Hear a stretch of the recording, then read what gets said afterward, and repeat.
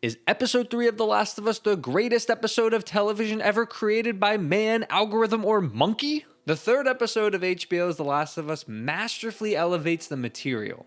Not just adapt, elevate. Just like how the infected were front and center last episode, Bill and Frank take the spotlight here. While fans of the video game may think they know all about Bill, this episode expands on his character by taking a big departure from how the game introduces Bill's town. Effortlessly changing perspectives is one of TV's greatest strengths compared to video games, who generally have a tougher time getting audiences to gel with swapping characters constantly when they are just getting attached to them.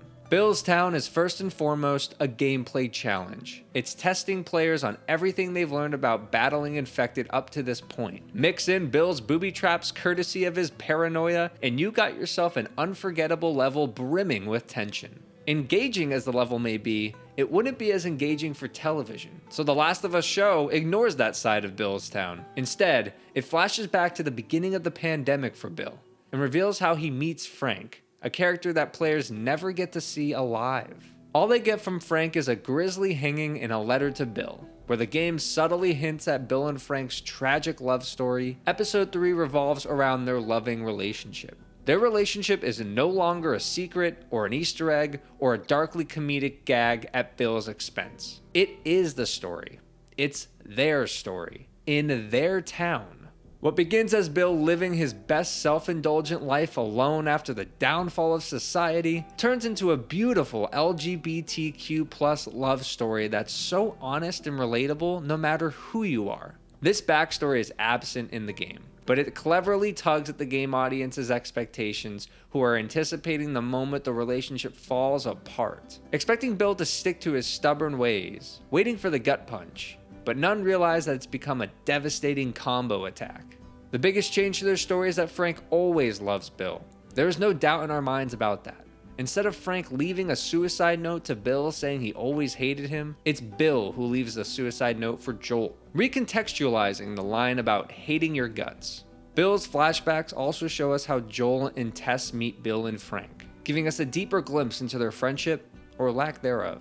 Joel and Bill have far more in common than they'd like to admit. They're both jaded towards the world. They are survivors. While this shared ideology wedges between any friendship they could have, it does allow them to understand and respect each other. It's why Bill calls Joel when he is almost shot down, and why he leaves the suicide note for him. Bill and Frank loved each other till the end. Bill wants to survive, but Frank wants to live. He'd rather live a life worth living and die comfortably on his own terms. It's Frank who warms Bill's cold heart toward the world and opens up his town to be more than Bill could ever picture. Frank makes it a true, loving home for them. Where Bill was too stuck in his ways in the game, Bill in the show changes for Frank. Because of this, they get to live out the rest of their lives happy together. Even when Frank gets terminally sick, Frank decides to end his life, and Bill decides to end his own alongside the one person in the world he ever loved. Because by the end, survival isn't worth it without living for the ones you love. Ellie never gets to meet Bill. Him and Frank are both dead by the time Joel and Ellie reach them. Ellie reads Bill's suicide note to Joel, who tells Joel to protect the ones you love and keep them close. Ellie reaches Tessa's name by the end of the sentence, but can't say it aloud. Joel grabs the letter, reads it, then walks outside. Here comes the sneak attack. The famous letter is now a tragic reminder of Joel's failure to protect Tess, and by extension, to protect Sarah. This world has taken everyone Joel has ever loved. Tess believed in Ellie. Tess died for Ellie. Joel has lost too much to fail Ellie. Bill's story is a message to Joel to allow love to conquer his hatred towards the world. And the episode ends with Joel willing to take that chance, to reconcile with his brother Tommy and protect Ellie no matter what.